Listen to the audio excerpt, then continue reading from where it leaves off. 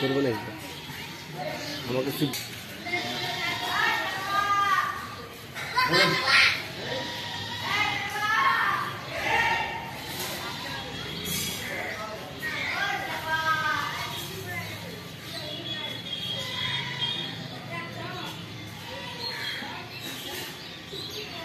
নিয়ম নিষ্ঠার মধ্যে কত বছরের পুরনো পুজো, হ্যাঁ কি আকর্ষণ রয়েছে এখানে? এই পুজোটা হচ্ছে 230 বছরে এবার পদার্পণ করছে। এই পুজোটা দুর্লভ রাম নন্দী চৌধুরী এস্টেটের পরিবার বর্গের পূজা, আর এই পুজোটা তন্ত্র মতে হয়ে থাকে। এই পূজাটা হচ্ছে আপনার প্রতিমা, আমার নাম হচ্ছে অমন কুমার ঝা, আমি হচ্ছে মন্দির সেবাই। আমার বাড়িতেই প্রতিমা তৈরি হয়, মৃৎশিল্পী উনি কাজ করে থাকেন। আর হচ্ছে প্রতিমাটা যখন বাড়ি থেকে মন্দিরে আসে তখন ঘাড়ে করে চেপে মন্দিরে প্রবেশ করে। কী নিয়মের মধ্য দিয়ে প্রতিমা তৈরি করা হয়?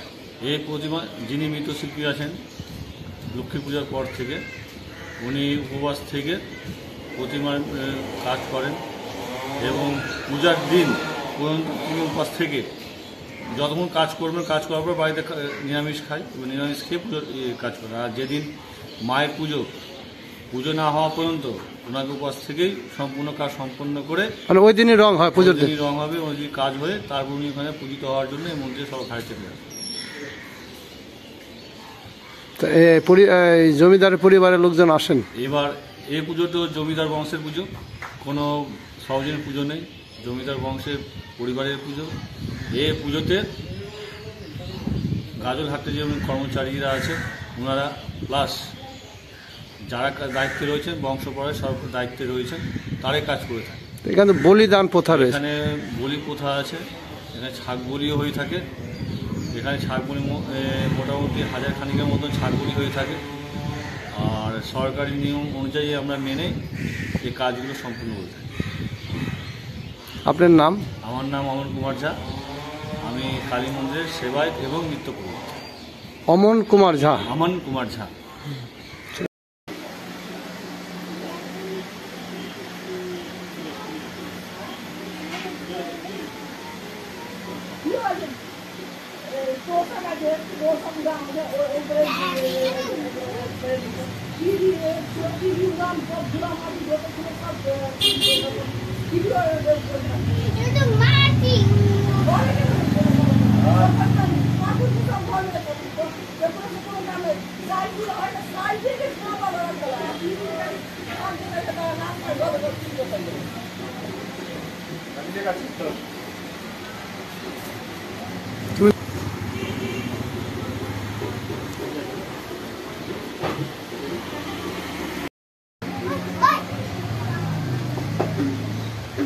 কাজ কর।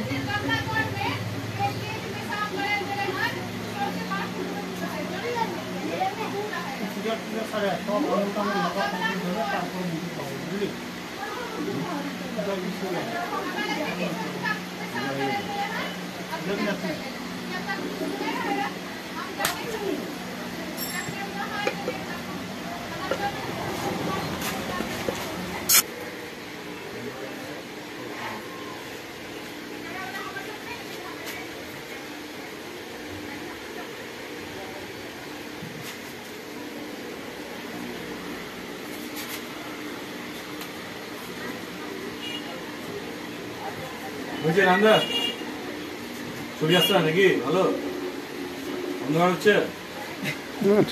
হ্যাঁ ভালো ছোট ছোট চেয়ারটা নিয়ে আসো।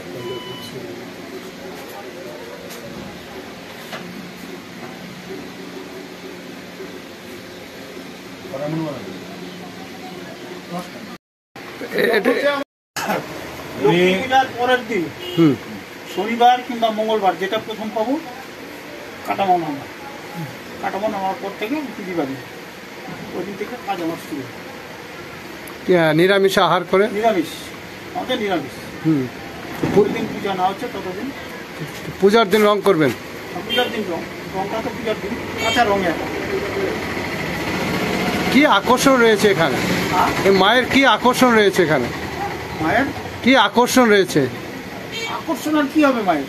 মায়ের আকর্ষণ বলতে গেলে এখানে ভক্তিপূর্ণ সব থেকে বেশি জিনিস গাজলে হচ্ছে গাজলের এবং গাজলের বাইরে থেকে যত সমস্ত রাজ্যের লোক আছে এমন দূর দূরান্তের লোক এখানে আসে। এটা বহু থেকে লোক আসে পূজা দেয় মায়ের পূজা। বহু পুরনো পুজো এবার 230 বছর পদার্পণ করছে আর এখানে বহু জনসমাগম হয়ে থাকে।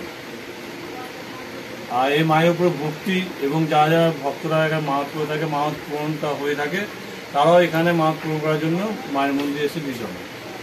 এই যে আপনার প্রতিমা তৈরি করেন তো বংশ পরম্পরা না?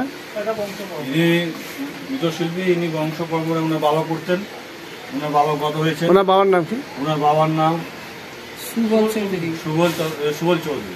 আর ওনার নাম? ওনার নাম হচ্ছে উত্তম চৌধুরী। উত্তম চৌধুরী। উনি তৈরি করছেন? উনি তৈরি করছেন, ওনার বংশ ধরে ধরে ইনারা মৃৎশিল্পী। উনি পেশায় কি এমনি কি কাজ করেন? এমনি আপনি কি কাজ করেন? আমি পোস্ট অফিসে চাকরি করতাম, রিটায়ার করেছি। এই যে প্রতিমা তৈরি করেন কেমন লাগে? কেমন লাগে? ভালোই লাগে। ভালো লাগে না? আনন্দ লাগে। এই যে আপনি চাকরি করতেন যে অবসরের পর প্রতিমা তৈরি করছেন? না, আমার কারণ হচ্ছে কি এটা আমি ছুটি নিয়ে কাজ করতাম। আর অন্যান্য প্রতিমার বড় কাজ তো কিন্তু আমি করতাম না, কারণ ইয়ে হচ্ছে একা মানে মুশকিল। তখন এই ছেলেরাও সব ছোট ছোট ছিল, বাবা ছিল তখন বাবার সঙ্গে দুর্গা টুর্গা সবই বানাতাম। বাবা মারা যাওয়ার পর থেকে তারপরে তো আমাদের দূরে দূরে পোস্টিং হয়ে যেত। ওই বছরে একবারই খালি ওই মাকে তৈরি করার জন্য ছুটিটা নিতাম, আর এরকম ছুটি পাওয়া যেত। আপনার নাম? আমার নাম উত্তম চৌধুরী। উত্তম চৌধুরী। কত বছর ধরে তৈরি করছেন? ছোট হয়ে গেল অনেকদিন। ইনার বয়স যখন বছর 14 বছর ছিল, 14 বছর বয়স থেকে আমি তৈরি করছি। রিটায়ারমেন্ট করেছে, এতদিন ধরে চলাচ্ছে। ওনার ছেলেরা আছে, ভাতিজা আছে, ওরা এখন কাজে হাত লাগিয়েছে। বাস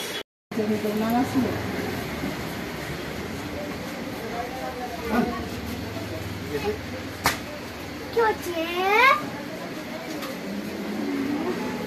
চলে যাও, হ্যাঁ, ঠাকুর কাছে চলে যাও। ঠাকুর কাছে চলে যাও, ছবি তোলা হবে।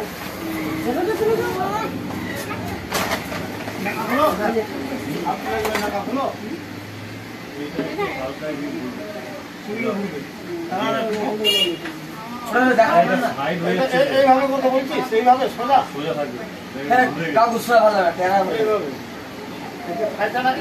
মায়ের দেবী সব